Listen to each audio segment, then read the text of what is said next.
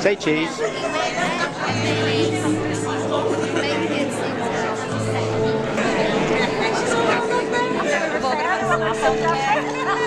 We're not the moment. I've heard that one yet.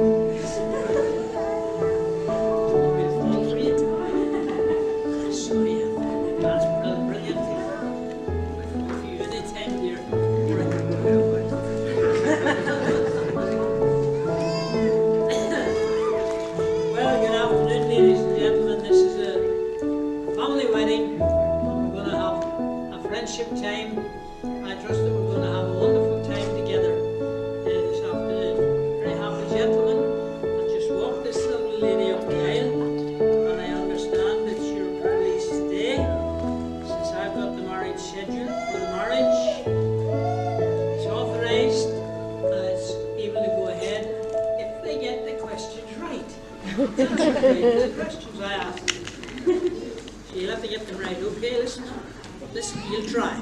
Oh, that's brilliant. I'm sure you'll have no problem. Now then, you're privileged, sir.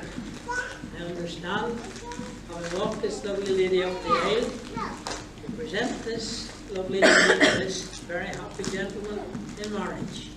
Is it your joy to do so? Right, would you like to step forward, sir?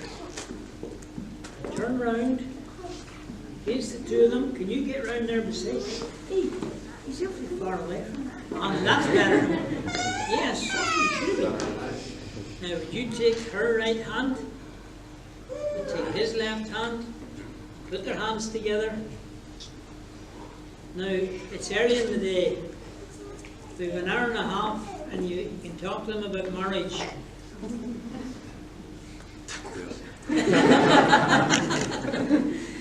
I'm sure you just want to wish them well. Yes, I want to.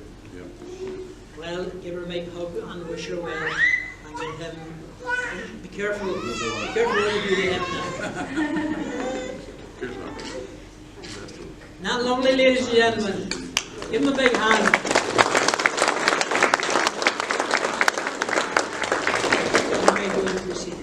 Thank you very much. And our marriage today is between Neil Bailey, who is this gentleman here, who carries good news and bad news to people, depending on what's in the envelope, and Lisa Caroline Gregg, who brings happiness and joy wherever she goes. I can tell. Lovely. I saw you coming up the aisle. I thought, oh, here, I wish I was 60 years younger. Throw my cap into the ring, boy. Give you a run for your money.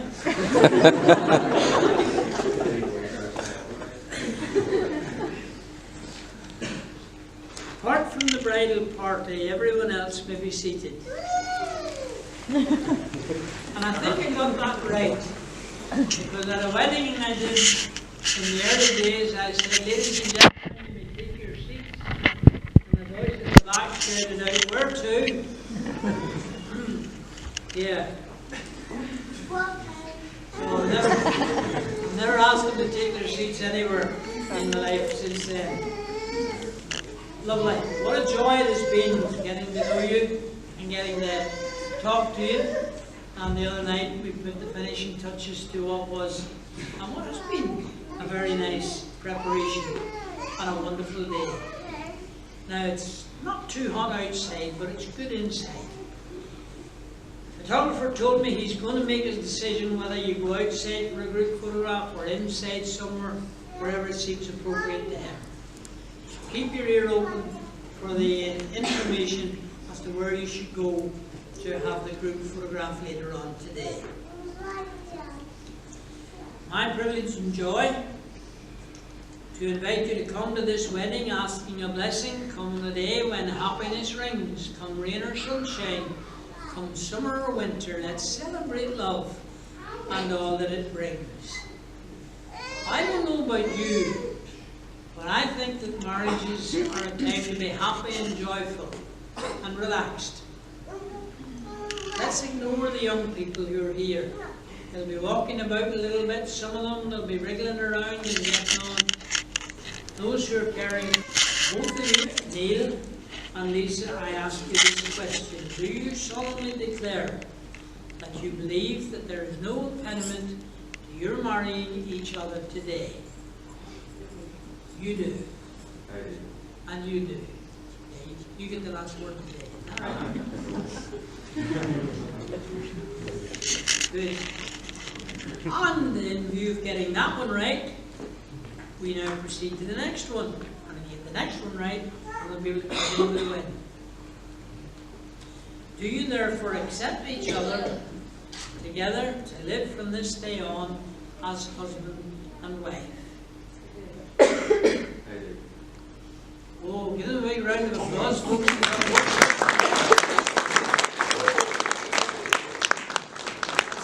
Never yet had anybody get it wrong, never mind. That's brilliant. My advice is live happy as lovers and friends, since this day marks a new start for you. As you stand here together with love in your eyes, and quite shortly you'll be whispering, I do. May this be a day you'll forever remember, a highlight in anyone's life. The day you commence, two people in love and concluded as husband and wife. May God's smile of approval enrich every moment you live out the dream of your hearts. May among your tomorrows be treasures to cherish, real gems that a true love imparts. Now I want to share with you, my responsibility is to make sure that you have got the questions right, and to have a reading and a prayer near the start and a prayer at the end. And so here's the readings together.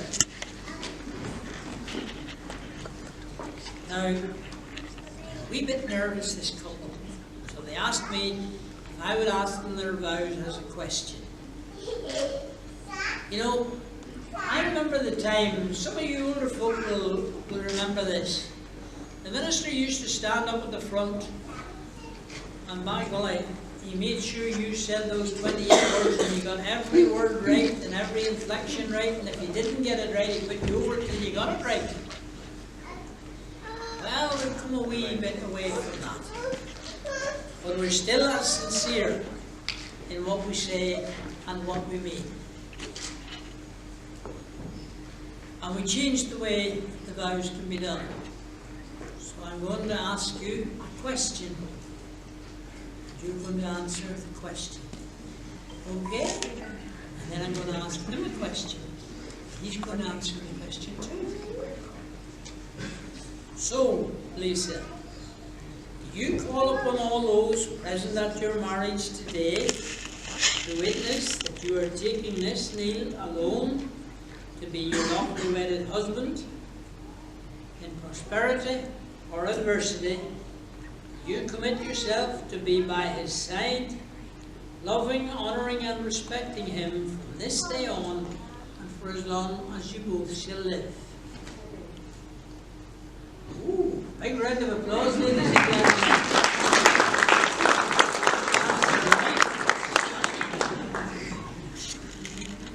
And now then, Neil, you know, he's standing there smiling to himself. And he's saying to himself, today, holding my future wife's hands, with all the ladies that are here, I will have the last word and nobody else will be able to say anything about it. Thinking that today will be the last time you'll have the last word. You'd be wrong. You'll always have the last word. Because when you look at this girl in the morning or in the evening, you'll be saying, yes, dear. Whatever you say, dear. I will, dear. Good. Keep there. Keep it there. Good man. So then, here we go, Neil. And I ask you the same question. Do you, Neil, call upon all those present at your wedding today to witness that you're taking this Lisa alone to be your lawfully wedded wife, to have and to hold from this day forward, for better, for worse, for richer, for poorer, in prosperity or adversity? You commit yourself to be at her side, loving, cherishing and respecting her from this day on and for as long as you both shall live. I do. Now, let's not be partisan. Come on, give him a big round of applause.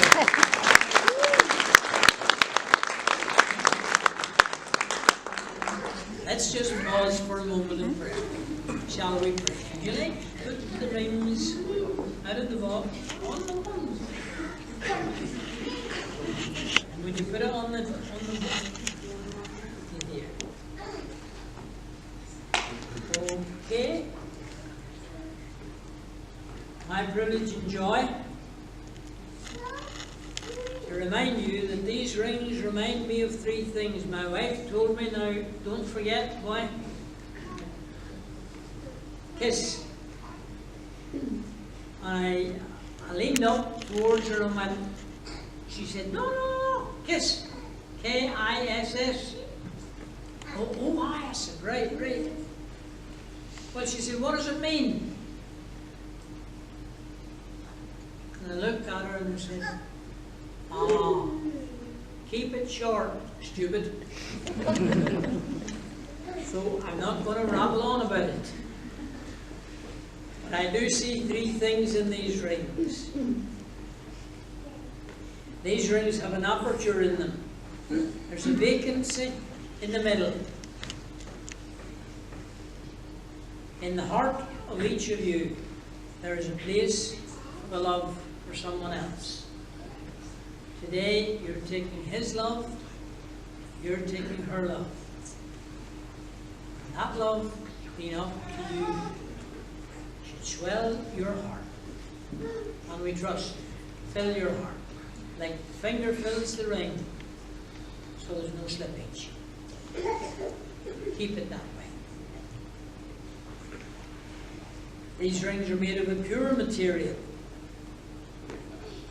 which reminds us that marriage is meant to be taken seriously and kept pure between the two of you.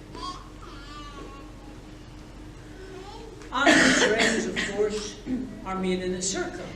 You can start anywhere in the circle and keep going and keep going and keep going, and you never get to the end. For as long as you both shall live is how long you keep these promises. And that is what these rings mean to me, and I trust that's what these rings mean to you. So I'm going to ask Lisa to take his ring and put it on his finger.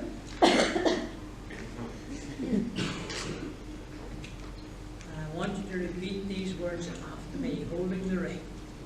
I place this ring upon your fingernail as a token of my love for you.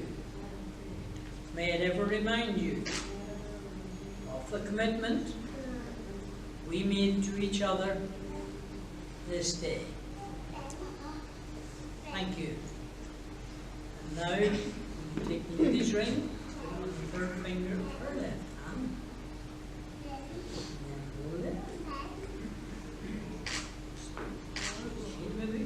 There you go. Just hold it. With this ring, Lisa, This way, Lisa. you and I are wed today. You and I are wed today. Word with satisfaction. Word of satisfaction. Remember this. Remember this. Today you are deeply loved. Today you're deeply loved. Will be tomorrow. Will be tomorrow. And for all the tomorrows of my life. And for all the tomorrows of my life. Not nice. May that become the reality in your hearts and in your lives for each other.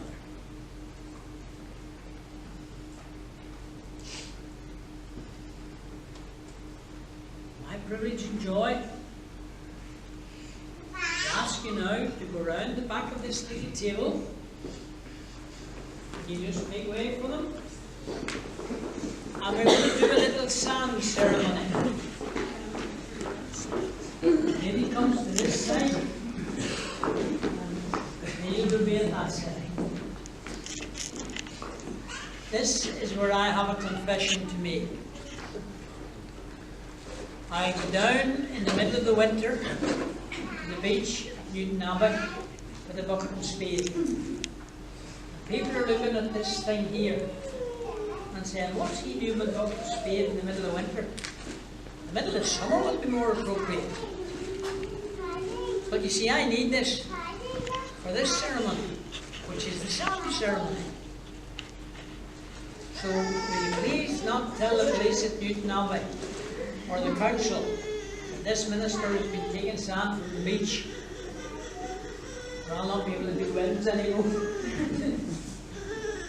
What I want you to do is to take 5 spoonfuls of pink. And these spoons, ladies and gentlemen, see that? They're heart-shaped. I'm an old romantic. And I hopped the countryside for those. But I got 2 spoons that are heart-shaped. 5, please, in the bottom of this one.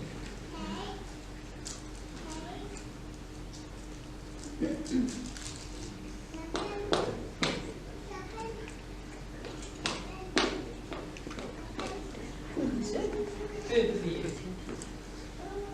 And now the gentleman gets the chance of putting 5 blue ones in on top of the pink.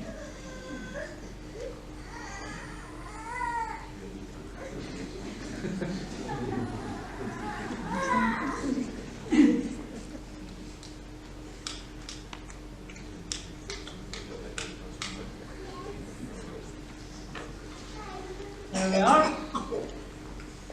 We've got 2 separate quantities of sand, 2 separate lives. I'm going to do something very different. This sand is from the beach. It's got stones in it, rough stones, smooth stones, lovely stones, white stones, grey ones, black ones, all sorts. Life ahead of you will have joys, things that are attractive. It may also have some things that are unattractive and you wish had come your way. I don't know if you've ever been on the beach walking together, holding hands. And all of a sudden,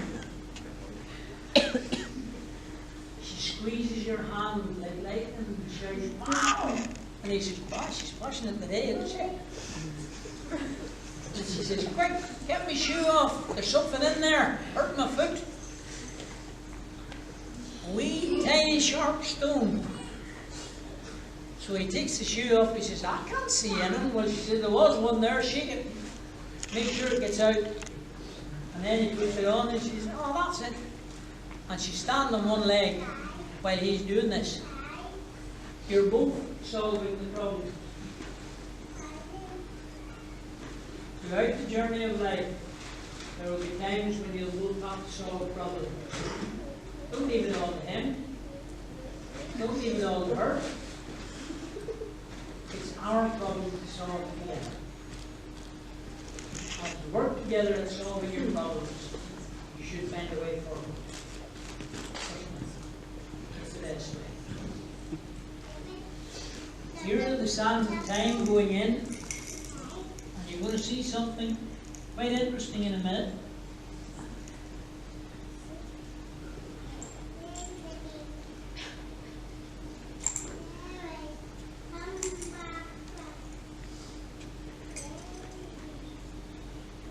I'm going to ask you now, my dear, put 1 spoonful of pink on the top.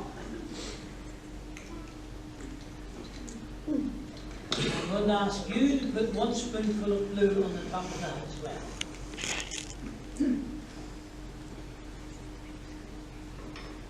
There you have it, ladies and gentlemen.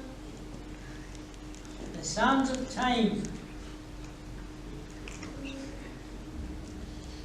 Blue and pink at the bottom, blue and pink at the top. Anybody ever told you that everything in the garden is going to be rosy and wonderful from this day on, now that you've come and got married? You just think about it very carefully and say, I'm not too sure about that. I don't know how that's going to be, how it's going to work out. But I don't think it'll be all smooth journeying. You see, what we do with our problems is we need to shelve them and share them together, one with the other. And if you do that, look what has happened. There's no longer separate colours at the top and the bottom. It's become a lilac colour because the colours have mixed together. Unique.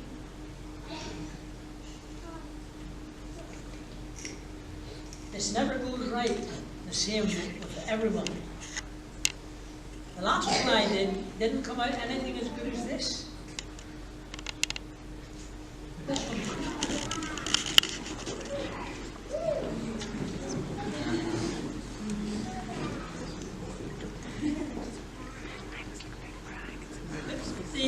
53 years ago, my wife and I stood at the altar as the minister declared us husband and wife.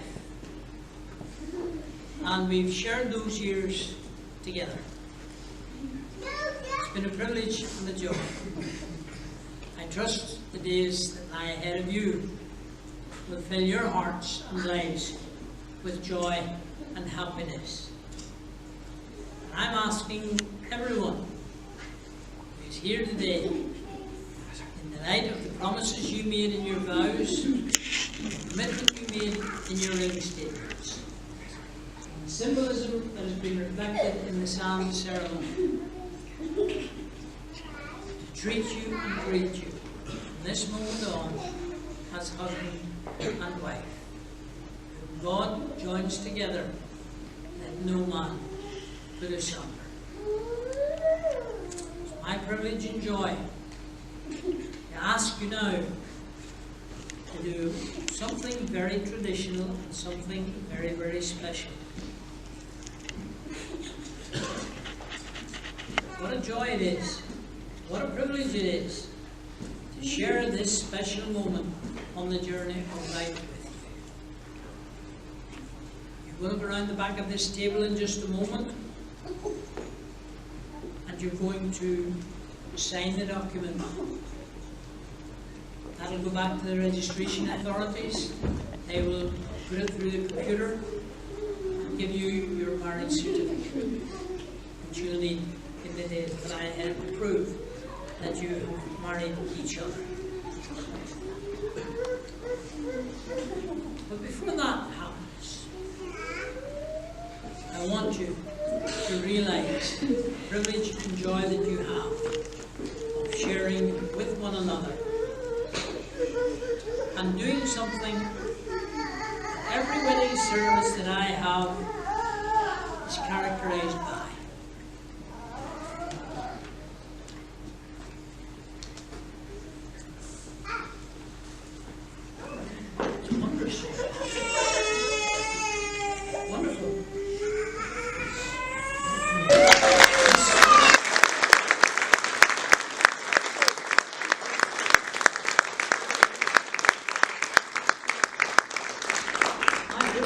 to introduce to you, ladies and gentlemen, and I want to get this right. I once did a wedding and I said, Mr. and Mrs. Smith. Smith? Who's Smith? It was Thompson. But it is today Mr. and Mrs. Bailey. I'm going to go around the back of the table now and I'm going to sign this certificate.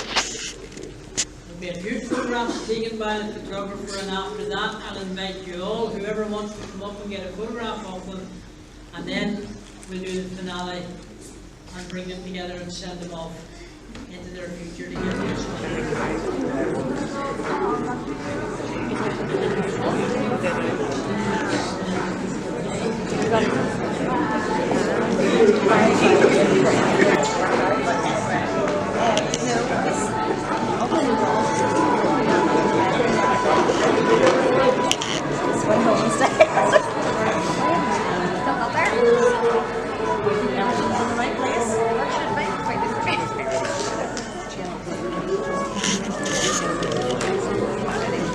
Anybody like to get a photograph of this, please? Come on up. Hurry up. Right? Thanks very much, ladies and gentlemen. Roger will tell you what he wants you to do for the group photograph later on. Have you got a good memory?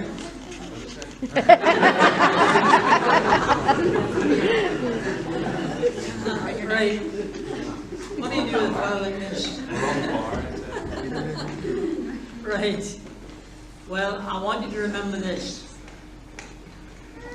It's wondrous what a hug can do. A hug can cheer should you feel blue. A hug can say, I love you so.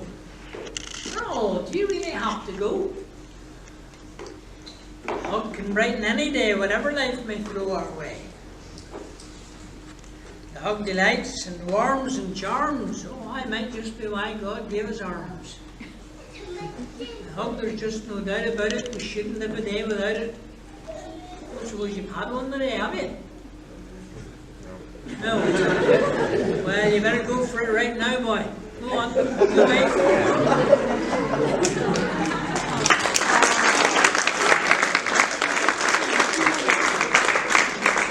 Every day. I will write that down for you, my friend. Bless you. You please stand, ladies and gentlemen. We're all apart. Let us unite our hearts together in prayer. Heavenly Father, we ask your blessing upon this couple. We pray that as they set off on the journey of life together, your peace, presence, and provision may bless their pathway. Refresh their hearts and lives, and bless, we pray thee, their home. And grant that in all things they may know your peace, presence, and provision around them, supporting, comforting, strengthening, and guiding, keeping them together as friends and lovers. And this we ask in Jesus Christ our Lord. Amen. I'd like to thank our photographer for being very helpful. I'd like to thank our lady from the hotel here for being so kind and organising things and getting everything just up and running and helping us to have a wonderful afternoon. And I thank you for coming and sharing with us. There wouldn't have been much point in them coming and us not coming, would there?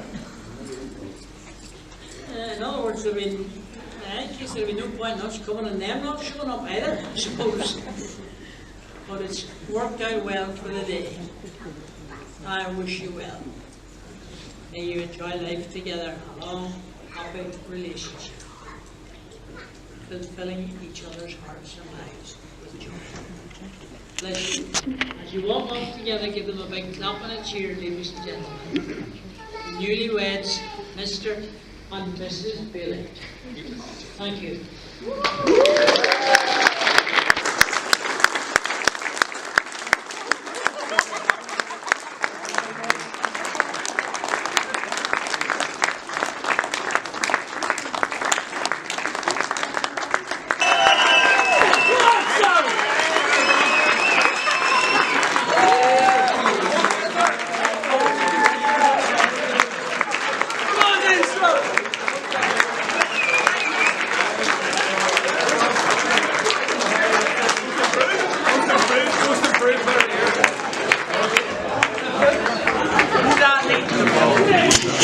wedding. It's really good to see so many of their family and friends here to celebrate their marriage. My first task is to thank everyone who has put their time and effort into helping make this day such an occasion. And applaud the bridesmaids, and the best man, all looking so well.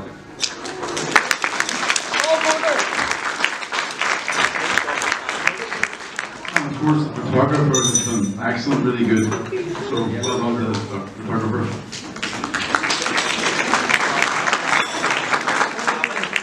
Lisa, this is the part you're worried about.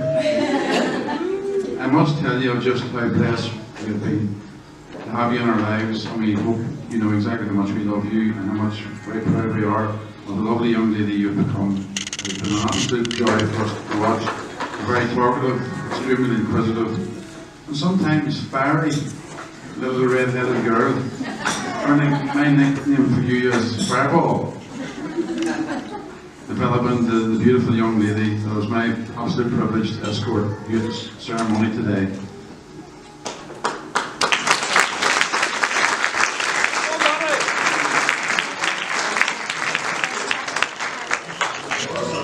After all, it doesn't seem all that very long ago, at around 5 or 6 years of age, she spontaneously gave us all a lovely performance outside the caravan window.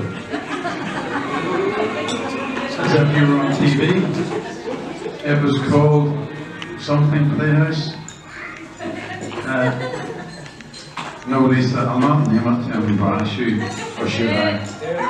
Name it! I'm down as Pixie's Playhouse here. She's never given us any trouble or reason to worry. She's a perfect young lady. I am proud to call my daughter, and I'm sure Neil will be proud to call his wife.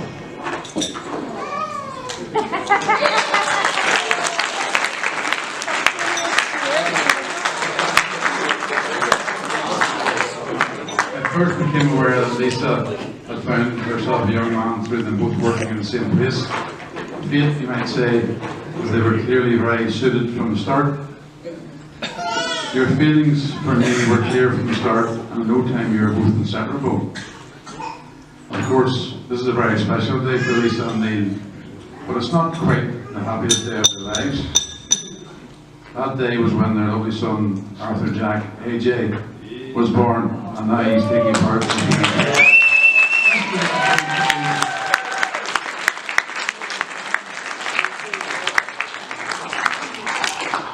to AJ.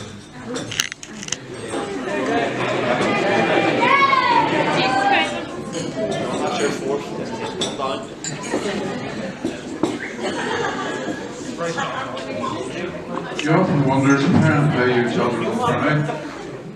You wonder what sort of life decisions they will make, what friends they will choose. The first day we met Neil, he has been an absolute credit to his parents. Well, I think I'm getting close to outstaying my welcome, and I can see with the groom and best men eager to get on with their speeches. I do, however, have one very pleasurable responsibility to fulfill. Lisa and Neil, may your marriage be a truly happy one, and may you have a long and wonderful life together. It is my very great pleasure to propose the first toast to the happy couple. So I could ask you to be standing and raise your... I have a man a few words, as you all know. I was told to say this. On behalf of me and my wife,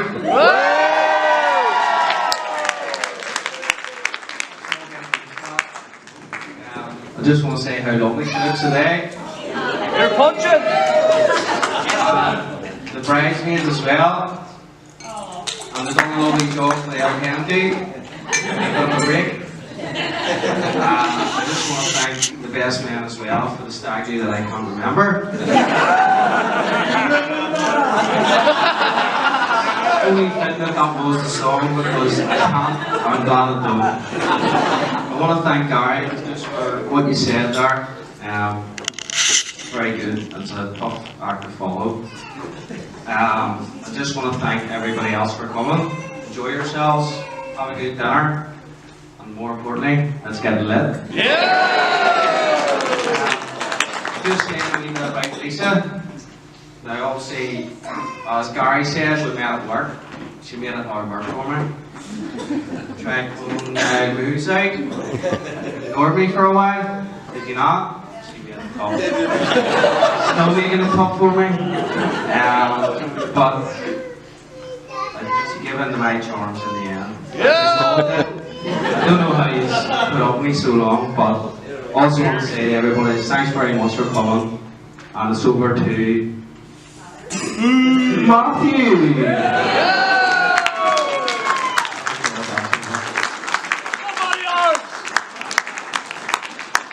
Right, let's do this. Just carry on doing what you're doing. You don't need to listen to me. No. What? Right, hello everyone. Hope you're enjoying your day so far. Personally, I wish you had stayed at home. It would have relieved me the anxiety of having to do this.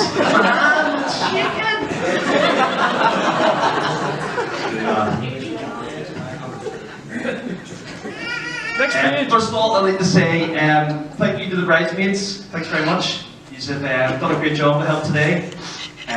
You've done a great job, and you all look fantastic too.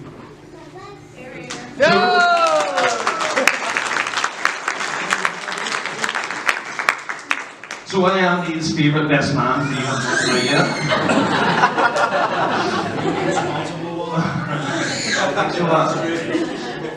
it's been such a pleasure to be here tonight as Neil's best man, and I want to begin with saying what an honour it is that I was chosen to stand by your side today.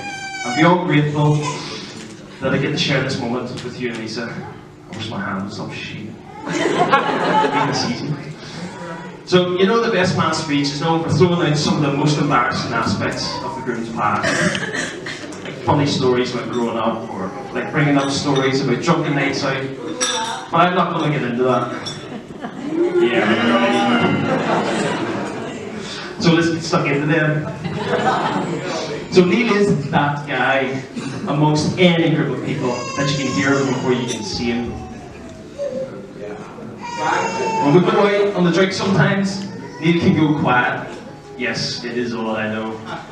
This is usually when half a dozen pints gets mixed with fresh air, and over the years I've developed the ability to pick up on this. And know fine well what lies ahead. After stepping outside, with a combination of silence and turning the same colour as Kermit the Frog, Neil would quite often be sick.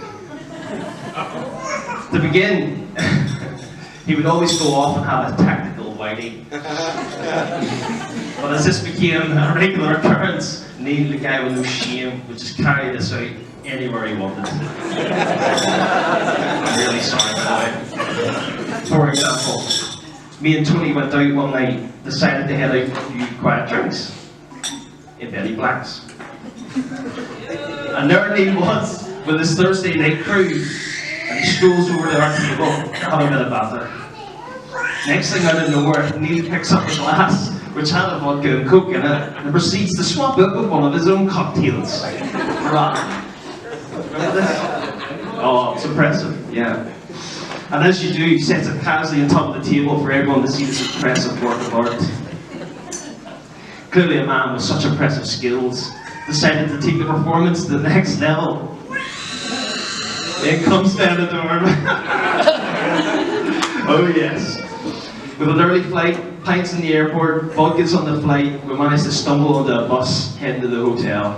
And a few cans of San Miguel. Now San Miguel is enough to make a man sick, but the morning concoction took its toll on me. The master performer rather impressively began to fill a can without making it obvious. So much so that he proceeds to pass this can to the back of the bus, where some poor sod forgot to buy beer and gratefully took this off me.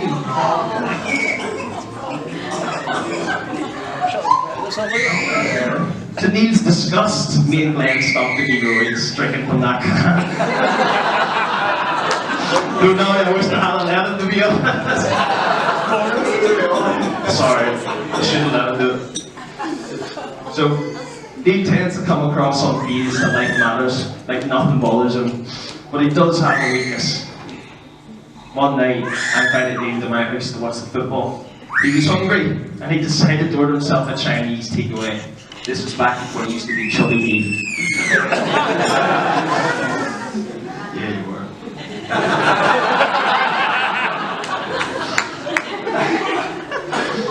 Now I'm not one who goes out and eats a vindaloo or mega spicy foods, but watching Neil turn it into a water fountain of sweat eating a Chinese chicken curry is the funniest sight I have ever seen. I love the sound. It's brilliant. Brilliant. But enough of all this. I can stand here all day and talk funny stories about Neil. But I'll have to hand over to Winters, who's got a really good story. To be honest, just from behalf of being my family, I'd like to thank everybody for coming today. I can't actually believe as many people turned up when you knew you were short to drinking. Me and Maddie sat on the phone Monday night, nice for a week, probably an hour and a half on the phone. And I was like, where do we go with this? Went through probably 30, 40 different stories, and I was just like, we can't say that. We can't say that. We can't say that. So what you do, down on the Saturday morning, everybody's dressed, ready to go. Close that night, close the next day. Everything turns up, no bag. What? I said, where's your bag? Didn't bring one. What do you mean you didn't bring one? I'm driving a Tesco bag with tins of beer, not even a toothbrush. Unbelievable.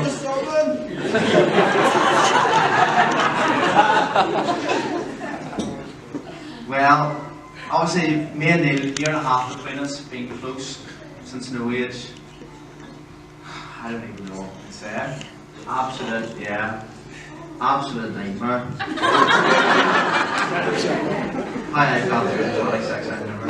I always said in the past it was me. I was going home to the birthday stuff, you know. But to be honest, I wrote a few things down here, and I'm not going to explain them all because we'll be here all night, but it's more for you to think back and remember some of the good times we've had. So, where's Mo? We're here. Mo, do you remember that time you hung him on the back of the door? Didn't work. Whole time on the back of the door, sitting squeezing like a wee girl.